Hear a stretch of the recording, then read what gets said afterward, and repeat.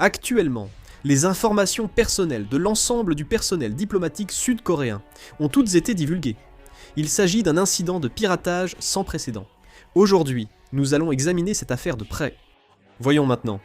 L'ampleur du piratage du système de formation en ligne de l'Académie nationale de diplomatie ne cesse de croître.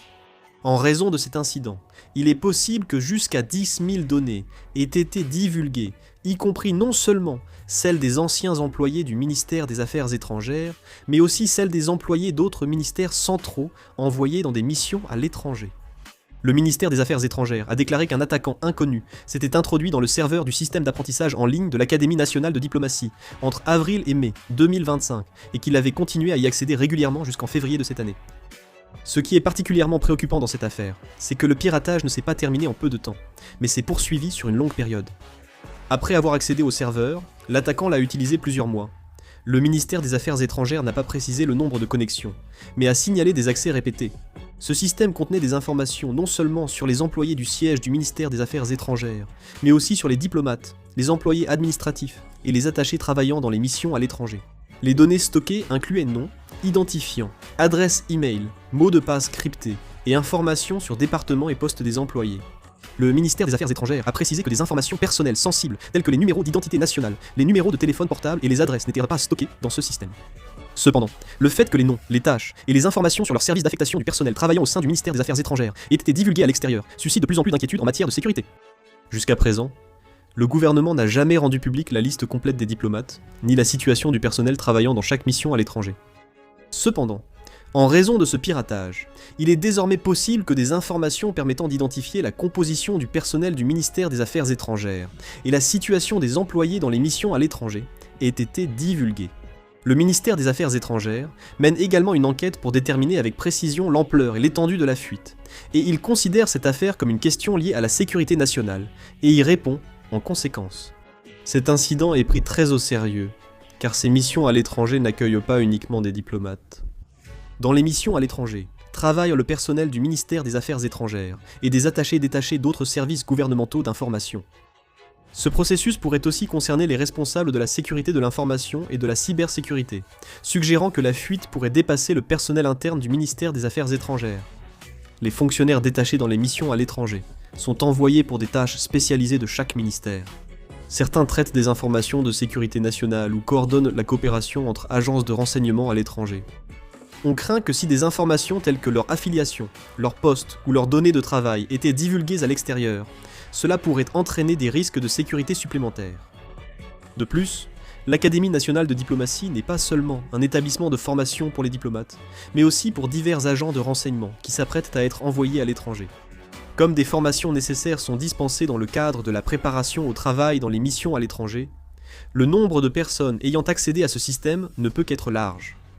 Ainsi, au sein du gouvernement, cette affaire est vue comme une question liée à la sécurité nationale, et non comme un problème relevant uniquement du ministère des Affaires étrangères. Le ministère des Affaires étrangères juge cette affaire d'un tout autre niveau que les précédentes fuites de données personnelles, et parle d'une situation sans précédent. Ce n'est pas seulement la quantité d'informations divulguées qui compte, mais aussi le risque d'exposition de nombreuses données sur le personnel diplomatique. Le gouvernement enquête pour savoir quelles données sur le personnel ont été divulguées, et jusqu'où elles pourraient être exploitées. En particulier, si les informations sur le personnel gouvernemental opérant à l'étranger ont été exposées, le gouvernement examine également la possibilité qu'elles soient utilisées à des fins de cyberattaques supplémentaires ou d'activités de collecte d'informations. Le ministère des Affaires étrangères et les organismes concernés enquêtent sur la façon dont cette attaque a eu lieu et comment l'attaquant a accédé au système. Le ministère des Affaires étrangères estime que cette attaque a exploité une faille de sécurité non divulguée, appelée vulnérabilité 0D, que même le fabricant du logiciel n'avait pas identifiée à l'époque. Le ministère des Affaires étrangères indique que l'attaquant, ayant exploité cette vulnérabilité, a agi comme un utilisateur légitime, rendant la détection difficile avec les contrôles de sécurité habituels. En particulier, il a été révélé qu'à ce moment-là, aucune mise à jour de sécurité n'était disponible pour corriger la vulnérabilité, ce qui a limité la capacité de réponse. Actuellement, le système d'enseignement en ligne victime du piratage a été bloqué en urgence, et les autorités compétentes mènent une enquête pour déterminer la voie d'intrusion exacte, ainsi que l'étendue des informations divulguées. Le ministère des Affaires étrangères a précisé qu'aucune décision sur la reprise du système n'avait été prise. L'auteur de l'attaque reste inconnu. Le gouvernement n'a désigné aucun responsable, mais n'exclut pas l'implication d'un groupe de hackers soutenu par un État, notamment la Corée du Nord, et poursuit son enquête. Les autorités étudient plusieurs pistes, car des hackers nord-coréens ont déjà attaqué des organismes gouvernementaux et des secteurs industriels clés pour voler des informations. Dans le secteur de la sécurité, certains experts estiment également que la méthode d'attaque utilisée cette fois-ci présente certaines similitudes avec celles employées par des groupes de hackers liés à la Corée du Nord par le passé. Il s'agit d'une méthode qui consiste à exploiter des vulnérabilités logicielles ou des failles de sécurité dans la chaîne d'approvisionnement, puis à accéder aux systèmes internes des services de renseignement afin d'obtenir des informations. Les groupes de hackers nord-coréens comme Lazarus, Kimsuky et Andariel ont déjà mené des cyberattaques contre des institutions nationales. Par ailleurs, certains critiquent le fait que le ministère des Affaires étrangères n'ait rendu publique l'affaire qu'environ 5 mois après avoir pris connaissance du piratage, estimant que la réaction a été tardive. Le ministère des Affaires étrangères a expliqué qu'après avoir reçu des signes suspects de la part des organismes concernés au début du mois de février de cette année, il avait bloqué le système, mais que le processus d'information des personnes concernées avait pris du temps. Le ministère des Affaires étrangères a indiqué que c'était une question sensible de diplomatie et de sécurité, nécessitant un examen pour vérifier la méthode d'attaque et l'étendue des dommages. Il a aussi précisé qu'il était compliqué de prévenir individuellement les anciens employés ou attachés ayant rejoint d'autres ministères, car leurs adresses e-mail n'étaient parfois plus actives. Le ministère des Affaires étrangères a précisé que le système piraté était distinct du réseau interne et des systèmes de passeport, limitant ainsi le risque de propagation des dommages. Cependant, il a annoncé qu'il prévoyait de procéder à une inspection générale du système de sécurité interne afin d'identifier les failles dans le vecteur d'intrusion, l'étendue de la fuite d'informations et les failles du dispositif de gestion. Mais il y a ici une question importante. Pourquoi les hackers ont-ils ciblé les informations des diplomates ? Les informations divulguées ici diffèrent de celles causant des pertes financières immédiates, comme les données financières ou les numéros d'identité nationale. Les informations principales concernent le nom, l'adresse e-mail, le département d'appartenance et le poste occupé. Cependant, dans les domaines de la diplomatie et de la sécurité, ces informations sont également considérées comme des actifs informationnels importants. Savoir à quel organisme une personne appartient, ses fonctions ou sa région d'affectation à l'étranger permet d'analyser le réseau diplomatique d'un pays et le fonctionnement de son appareil diplomatique. En particulier, les diplomates sont des personnes qui, sur le terrain à l'étranger, entrent en contact avec des responsables gouvernementaux de différents pays et mènent des négociations diplomatiques, ainsi que des échanges d'informations. Par conséquent, leurs informations personnelles de base peuvent constituer des données significatives pour des forces extérieures. De plus, les informations sur les diplomates ne se limitent pas à une seule donnée individuelle, mais peuvent prendre une signification plus grande lorsqu'elles sont combinées avec d'autres sources. Savoir quel grade de personnel travaille dans un pays, ou quel service gère quelle tâche permet d'estimer l'orientation des activités diplomatiques ou les intérêts de ce pays.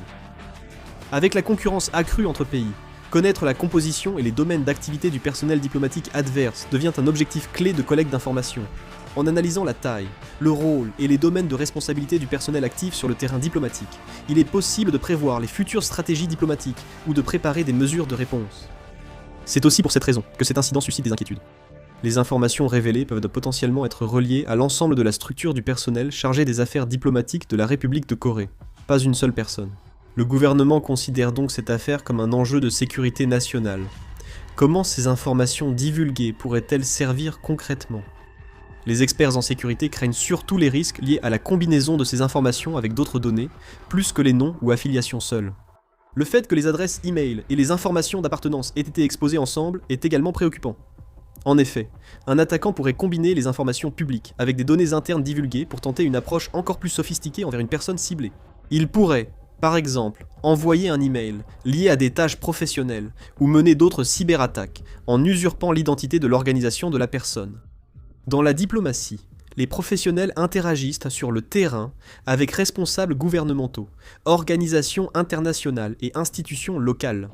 Dans ce processus, si un attaquant identifie à l'avance le rôle ou les responsabilités spécifiques d'une personne et s'en approche, des analyses estiment que la probabilité de succès sera bien plus élevée que lors d'attaques visant un large public non ciblé. Il est actuellement difficile de juger de toute la situation uniquement avec les documents divulgués, mais il est souligné que s'ils sont analysés avec des informations déjà publiées ou nouvellement obtenues, ils pourraient être utilisés pour identifier le champ d'activité, la zone d'action et la position organisationnelle de certaines personnes. C'est pourquoi, dans les cas de piratage visant des organismes gouvernementaux, il est important de prendre en compte non seulement la nature des informations personnelles, mais aussi les domaines auxquels ces informations sont liées. En effet, même si les informations ne provoquent pas de préjudice immédiat, comme les données financières, les renseignements sur le personnel chargé de la diplomatie et de la sécurité nationale peuvent être exploités d'une autre manière. Le gouvernement enquête aussi sur l'ampleur de l'utilisation réelle des informations divulguées et les risques de dommages supplémentaires. Cet incident est donc vu comme une question de sécurité nationale, et non un simple problème de gestion des données personnelles.